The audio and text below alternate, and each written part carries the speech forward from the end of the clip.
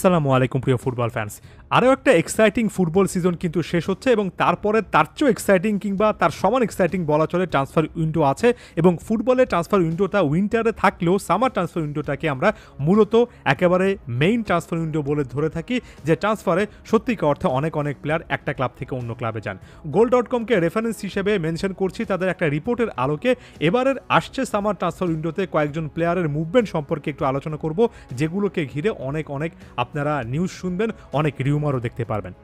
কোনো একটা serial follow করছি না, গুরুত্বের দিক থেকে কোনো প্লেয়ারকে এগিয়ে বা পিছিয়ে রাখছি না। শুরুটা করছি কিলিয়ান এমবাপ্পেকে কেন্দ্র করে। রিয়াল মাদ্রিদে যাবেন, তবে অফিসিয়ালি ডিলটা কিন্তু এখন পর্যন্ত ক্লোজ হয়নি, এখন পর্যন্ত কিন্তু মুভ করেননি। কিলিয়ান এমবাপ্পে রিয়াল মাদ্রিদে যাওয়াটা এক্সাইটিং একটা প্রসপেক্ট হতে যাচ্ছে এবং আসছে সামার ট্রান্সফার উইন্ডোতে সত্যিকার অর্থে কিলিয়ান এমবাপ্পেকে কেন্দ্র করে অনেক আলোচনা দেখতে পারবেন। জামাল মুসিয়ালা সময়ের অন্যতম সেরা ট্যালেন্টেড একজন অ্যাটাকিং মিডফিল্ডার। বায়ার্ন মিউনিকের এমন একটা সিজন কেটেছে যেখানে তারা ইতিহাসে গত 12 বছরের মধ্যে প্রথমবারের মতো কোনো ট্রফি অর্থাৎ একেবারে ট্রফি লেস একটা সিজন কাটিয়েছে এবং এই মুহূর্তে অনেক বায়ার্ন প্লেয়ারকে ঘিরে একটা সন্দেহ কিংবা অনিশ্চয়তা কাজ করছে এবং সেই লিস্টে জামাল মুসিয়ালাও আছেন। গার্ডিয়ানের বরাত দিয়ে গোল.কম বলছে এ প্লেয়ারটাকে নেওয়ার জন্য ম্যানচেস্টার সিটি অনেকভাবে ট্রাই করবে, বিশেষ করে এ প্লেয়ারটার খেলার স্টাইলের বড় একজন ভক্ত নাকি পেপ গার্দিওলা নিজেই, এবং তার জন্য 100 মিলিয়ন পাউন্ড বা তার চেয়েও বেশি একটা অ্যামাউন্ট ম্যানচেস্টার সিটি সামনের দিনগুলোতে খরচ করতে রাজি হতে পারে। বায়ার্ন মিউনিক অবশ্যই ধরে রাখার সর্বোচ্চ চেষ্টা করবে, তবে জামাল মুসিয়ালাকে কেন্দ্র করে ম্যানচেস্টার সিটির আগ্রহটা স্পষ্ট। একই সঙ্গে রিয়াল মাদ্রিদেরও হয়তোবা আগ্রহ থাকতে পারে, তবে ম্যান সিটি এখন পর্যন্ত অন্তত আগ্রহের দিক থেকে অনেক বেশি প্রমিনেন্ট, অনেক বেশি এগিয়ে থাকে একটা সিচুয়েশনে আছে।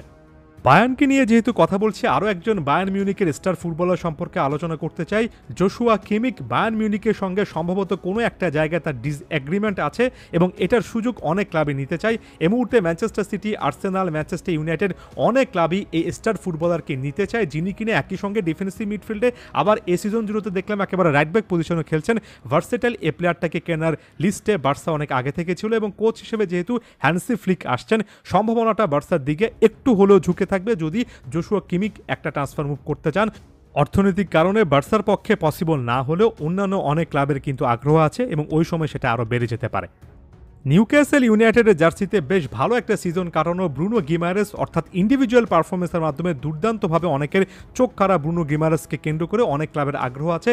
আর্সেনাল এবং ম্যানচেস্টার সিটি এমন দুটো ক্লাব যারা কিনে এবারের সামার ট্রান্সফারে এই প্লেয়ারটাকে টার্গেট করতে পারে। তবে এই প্লেয়ারটা রিলিজ ক্লজ হিসেবে নিউক্যাসল ইউনাইটেড যে প্রায় 100 মিলিয়ন পাউন্ডের একটা বিশাল ট্যাগ লাগিয়ে রেখেছে, সেটা একটা সমস্যার কারণ হতে পারে এবং গোল.কম বলছে এটা সামার অফ নেগোসিয়েশনস হতে পারে এই প্লেয়ারটার জন্য, অর্থাৎ বিভিন্ন ক্লাব আসবে এবং তার বর্তমান ক্লাবের সঙ্গে একটা নেগোসিয়েশন করতে চাইবে ব্রুনো গিমারেস এবং তাকে কেন্দ্র করে সত্যিকার অর্থে অনেক মুভমেন্ট দেখা যেতে পারে। ভিন্ন একটা সিনারিওতে আছেন জ্যাডন সানচো, যিনি কিনে বরুশিয়া ডর্টমুন্ড থেকে ম্যানচেস্টার ইউনাইটেডে গিয়েছিলেন। সেখানে কোচ এরিক টেন হাগের সঙ্গে তার সম্পর্কটা ভালোভাবে যায়নি এবং অনেক কারণে সানচো যখন প্রশ্নবিদ্ধ হচ্ছিলেন তখন বরুশিয়া ডর্টমুন্ডে লোনে ফিরে এসে এই সিজনটাতে ভালো অনেকগুলো ডিসপ্লে দিয়েছেন। তার দলটা কিন্তু চ্যাম্পিয়ন্স লিগের ফাইনাল কিছুদিন পর খেলতে যাচ্ছে এবং এই মুহূর্তে বরুশিয়া ডর্টমুন্ডের চাওয়া এই প্লেয়ারটাকে একেবারে ফাইনালি আবারও ডর্টমুন্ডের জন্য একেবারে ফাইনাল সাইন করে ফেলানোর জন্য। তবে সেটার জন্য 55 মিলিয়ন পাউন্ডের মতো একটা আস্কিং প্রাইস কিন্তু এই ম্যানচেস্টার ইউনাইটেড চাইবে, যেটা বরুশিয়া ডর্টমুন্ডের জন্য একটা ডন্টিক অর্থাৎ কঠিন একটা কাজ হতে পারে এবং তাকে ঘিরে অনেক টাইপের আলোচনা আমরা দেখব।